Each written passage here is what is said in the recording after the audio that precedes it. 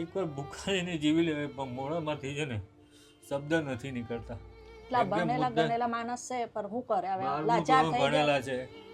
Fashion ડિઝાઇનનો course મેં પોતે કરેલો છે. હું સારામાં સારો ટેલર માસ્ટર છું. કટિંગ હું સારામાં સારું જાણું છું. સુરતની અંદર પ્રિન્સેસ બ્લાઉઝ જે અત્યારે બધા બનાવે છે, જેની સ્ટિચિંગ રેટ 500 રૂપિયા ચાલે છે સ્ટાર્ટિંગનો, એ લાવવાવાળો હું. આજે 2020 પછી આ પરિસ્થિતિ છે. રોજનું 5-7 હજાર રૂપિયાનું કામ થતું હતું. બધા મોટા મોટાથી કોન્ટેક્ટ હતું. હા, માતાજી રિસાઈ ગયા છે એવું. 6 વર્ષ થયા, 5 વર્ષ પૂરા થઈ ગયા.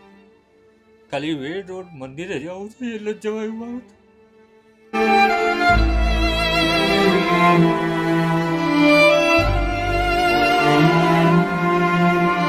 તો ભાઈ પહેલા તો મારું નામ નિલેશભાઈ છે. તમારું શું નામ છે? મારું નામ તુષારભાઈ ભગત છે. અને તમારું બેન? રેખા.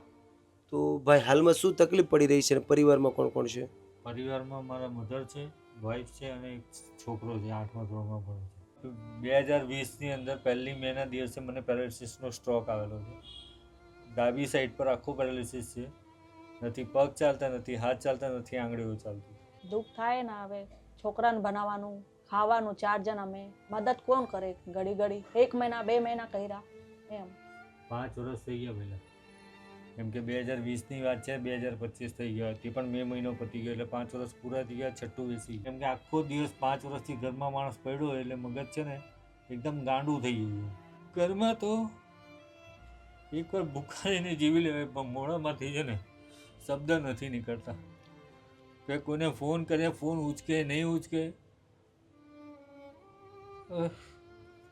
નથી બોલાતું નથી પહેલાં.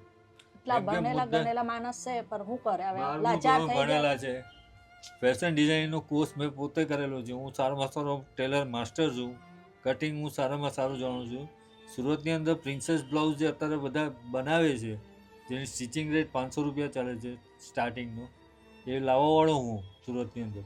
કેમ કે 2009ની અંદર મુંબઈના એને સુરતના NIFD NFTની અંદર મેં કોચિંગ આપ્યું છે. આજે 2020 પછી આ પરિસ્થિતિ છે. જે હતું તે 20 થી 22ની વચ્ચે પતી ગયું. મારી પાસે હતું મેડિસિનમાં ને હોસ્પિટલમાં ને બધા. બાલાસિનોરની અંદર હું 1.5 મહિનો રહ્યો છું. કંઈ બચ્યું જ નથી. એટલે 2020 ઝવેરાત હતા તે પણ બધા ચાલ્યા ગયા. તો આજે 2020 પહેલા તમારી કેવી પરિસ્થિતિ હતી? 2020 પહેલાં મારી પાસે બાઇક હતી, મારી પાસે 2 મશીન હતા, ટેબલ કાઉન્ટર હતું, મારું કામ ચાલતું હતું. વરાછા રોડ પર ગાર્ડનવાળા રોડ પર રાધારાણી કરીને શોરૂમ છે, એ શોરૂમનું હું કામ લાવતો હતો. એમાં મારા 2 કારીગર આવતા હતા, હું પોતે, અને અમે લોકો શાંતિથી કામ કરતા હતા. રોજનું 5-7 હજાર રૂપિયાનું કામ થતું હતું. બધા મોટા મોટાથી કોન્ટેક્ટ હતું. સારું હતું. NIFD NFTના સ્ટુડન્ટો ખરા ને એ મારી પાસે સીવડાવવા આવતા હતા. માતાજી રિસાઈ ગયા છે એવું. 6 વર્ષ થયા, 5 વર્ષ પૂરા થઈ ગયા. ખાલી વેડ રોડ મંદિરે જવું છે એટલે જ જવાયું મારું. બહુચર માતાનું મંદિર છે અમારા કુળદેવી માતાનું, ત્યાં નથી જવાયું. પૈસા નથી એટલે જવાતું નથી કશે પગે લાગવા પણ એમ એટલું છે. તો આજે તમારે મંદિરે જવું છે પણ છેલ્લા 6 વર્ષ મંદિરે પણ નથી ગયા. એને માંગીને અત્યાર સુધી ચલવી લીધું, પણ હવે કામ કરવું છે. કામ કર્યા વગર હવે છૂટકો નથી. ને માંગવું હવે મોડું ખુલતું નથી. ને કરીશ નહીં, હિંમત નહીં કરીશ તો હું આગળ વધીશ નહીં. એટલે મહેનત કરવા માંગો છો? મહેનત કરવી જ છે હવે તો. દાદા બહુ સારા વિચારો કહેવાય છે કે આજે પહેલી જ વાત છે કે મારી એક ચાની કેટલી પણ લઈને બેસીશ ને, એક કેબિન લઈને, તો ચા 5-5 રૂપિયામાં બેસીશ ને તો પણ મારા છોકરાનું ભણતર તો પૂરું થઈ જશે પહેલાં. એમ કે કોશિશ કર્યા વગર તો છૂટકો નથી, અને કોશિશ કરીશ નહીં તો કશું મળવાનું હોય નથી. કે મારી જે દવા ખરી ને એની અંદર મેં કાપ મૂક્યો છે. માની લે કે હું 15 દિવસની દવા મંગાવી 550-600 રૂપિયાની, તો એ દવા હું 2 ટાઈમની જગ્યાએ 1 ટાઈમ લઉં છું. એ 15 દિવસની જગ્યાએ 30 દિવસ ચાલી જાય. જે વ્યવસ્થા નથી એના માટે દવા પણ ઓછી લેવી પડે છે. ઓછી કરી નાખી છે. પહેલાં હતું ત્યારે સ્ટાર્ટિંગમાં તો ભાઈ 2 ટાઈમની દવા હતી તો લેવી જ પડતી હતી. અત્યારે લેવી પડે એવી કન્ડિશન છે ને અત્યારે એ જ રીતે ચલાવવું પડે, કેમ કે એટલા રૂપિયા નથી. પણ સાચી છે, આજે કંઈક તમારી પરિસ્થિતિ એવી છે એના કારણે તમે દવા પણ ટાઈમ ટુ ટાઈમ નથી લઈ શકતા. અને તમે કીધું પ્રમાણે કે તમારે મહેનત કરવી છે, જીવનમાં આગળ વધવું છે, પણ તમે બિલકુલ ચિંતા નહીં કરતા.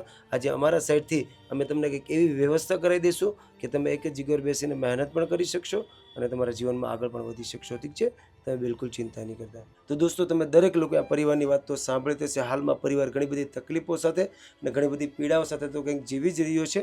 આજે ભાઈનું એક સાઈડનું અંગ બિલકુલ કામ નથી કરતું, છતાં પણ આજે આ પરિસ્થિતિમાં પણ ભાઈને મહેનત કરવી છે, જીવનમાં આગળ વધવું છે. અને ભાઈએ કીધું એ પ્રમાણે કે હવે મારી જીભ નથી હાલતી કોઈ પાસે માંગવાની, કારણ કે આજે મારે કંઈક કામ કરવું છે, પણ આજે અમારી પાસે એવી વ્યવસ્થા નથી. આજે હું દવા પણ ટાઈમ ટુ ટાઈમ નથી લઈ શકતો, કારણ કે આજે મારી પાસે પૈસા નથી. આજે મારા વાઈફ કામ ઉપર જાય છે, એના ઉપર અમારા ઘરનું ગુજરાન ચાલે છે. માંડ કરીને અમે અમારા દીકરાને ભણાવી રહ્યા છે અને ઘણી બધી તકલીફોમાં અમે કંઈક જીવી રહ્યા છે. તો આજે આપણી પૂરી ટીમ દ્વારા અને તમારા દરેક લોકોના સાથ સહકાર થકી આજે આ ભાઈને કંઈક આપણે એવી વ્યવસ્થા કરાવી દઈએ કે ભાઈ એક જ જગ્યાએ બેસીને મહેનત પણ કરી શકે અને પોતાની જિંદગીમાં આગળ વધીને પોતાના દીકરાને પણ ભણાવી શકે. તો બસ દોસ્તો, વિડીયો એન્ડ સુધી જોજો અને તમારા દરેક ગ્રુપમાં વિડીયોને શેર કરજો. અત્યારે તો ભાઈને જે પણ તકલીફ પડી રહી છે એમાં આજે આપણે સપોર્ટ બનવાની કોશિશ કરીએ.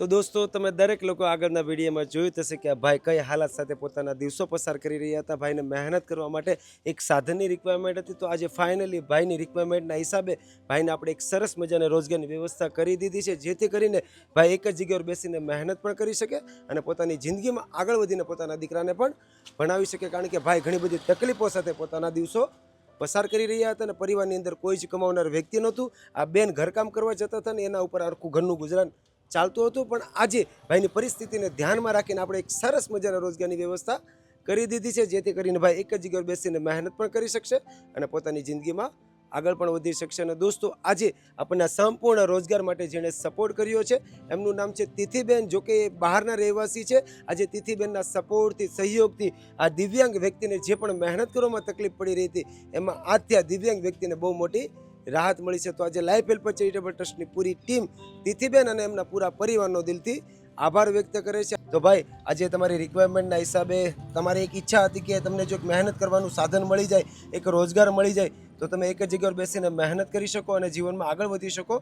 પણ આજે તમારી રિક્વાયરમેન્ટના હિસાબે તમારા માટે એક સરસ મજાની રોજગારની વ્યવસ્થા તો થઈ જ ગઈ છે. તો આજે કેવું લાગે છે? ઘણું સારું લાગે છે અને એવું લાગે છે કે હવે હું મારી જિંદગીમાં આગળ વધી શકીશ. અહીંયા બેસીને હું મારા અને મારા ઘરનું પરિવારનું ભોજન અને ભરણ પોષણ કરી શકીશ. પહેલાં કેવી હાલત હતી તમારી? પહેલાં તો ખાલી 24 કલાક ઘરમાં જ રહેતા હતા. ઘર દૂર નથી એટલે અહીંયા આવવા જવામાં પણ તકલીફ નહીં પડે. ચાલીને આવી શકાય, ચાલીને જઈ શકાય અને અહીંયા બેઠા બેઠા આખો દિવસ મારો નીકળી પણ શકે. બિલકુલ સાચી વાત છે. હવે તમે એક જ જગ્યાએ બેસીને મહેનત પણ કરી શકશો અને જીવનમાં આગળ પણ વધી શકશો. તો બેન, આજે કેવું લાગે છે રોજગાર ઓપન થઈ ગયા પછી? મને સારું લાગે છે. આજે ઘરમાંથી નીકળે, બેસે, બહાર કંઈ ધંધો કરે તો સારું લાગે. એને પણ એવું લાગે કે મેં કંઈ કર્યો છે મારી બૈરી હારું, કોઈરા હારું. એટલે મેં ખુશ છું કે કંઈ ને કંઈ મહિલા કોઈ તો મદદ કર્યા અમને. કેટલા વર્ષોથી વિચારતા હતા કોઈ મદદ કરે, પણ તમને મોકલી દીધા છે ભગવાન. એટલે મેં ખુશ જ છું. Thank you so much. અને ભાઈ, આજે આપણને સંપૂર્ણ રોજગાર માટે જેણે સપોર્ટ કર્યો છે એમનું નામ છે તિથિબહેન. આજે તિથિબેનના પૂરા પરિવાર તરફથી તમને એક સરસ મજાનો રોજગાર મળ્યો છે. તો તમે આજે તિથિબેનને તમે કંઈ કહેવા માંગતા હોય તો? તિથિબેનને એટલું જ કહેવાનું કે તમારો ઘણો ઘણો આભાર. તમારો અને તમારા પરિવારના સપોર્ટ થકી અમે જે આ કાર્ય કરી શક્યા છે એ બદલ એમનો હું આભાર માનું છું અને ભગવાન એમને આગળ વધારે એવી મારી પ્રાર્થના છે. Thank you so much. તો થેન્ક યુ સો મચ તિથિબેન. આજે તમારા સપોર્ટથી, તમારા સહયોગથી એક જરૂરિયાતમંદ પરિવારને એક બહુ મોટો રોજગાર મળ્યો છે. કારણ કે આજે આ પરિવારની અંદર કોઈ કમાવનાર વ્યક્તિ નહોતા. ભાઈ 24 કલાક ઘરમાં બેસીને સાવ કંટાળી ગયા હતા. કારણ કે ભાઈને મહેનત તો કરવી હતી, પણ આજે આ ભાઈ પાસે કોઈ પણ પ્રકારની વ્યવસ્થા નહોતી.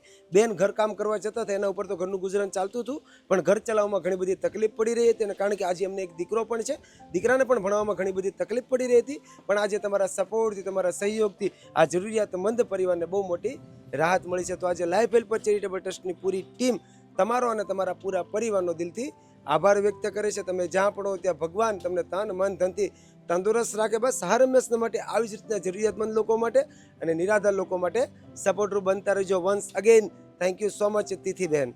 મહેનત તો હું કરવા જ માગું છું, પણ અત્યાર સુધી કોઈ રસ્તો નહોતો, પણ આ રસ્તાને આજે પહેલી શરૂઆત થઈ છે. દરવાજો ખુલ્લા છે, આગળ મારા માટે મોટા રસ્તાઓ પણ ખુલશે અને આ દ્વાર આજથી શરૂઆત પહેલું પગથિયું છે. હવે દિવસે દિવસે મારા દિવસ સુધરતા જશે. બસ આગળ વધો અને મહેનત કરો. ઠીક છે, કંઈ વાંધો નહીં. સારું, ચાલો અમે રજા લઈએ છીએ. અમને ને અમારી પૂરી ટીમને એવા આશીર્વાદ આપજો કે અમે તમારી જ્યાં વધારે લોકો સુધી પહોંચી શકીએ અને વધારે લોકોની મદદ કરી શકીએ. ઠીક છે, નિલેશભાઈ અને એમની ટીમને પણ મારા તરફથી ઘણો ઘણો આભાર કે એમને મારી રિક્વેસ્ટ પર કોશિશ કરી અને મને આ સપોર્ટ કરીને મને આ કેબિન ખોલી આપ્યું.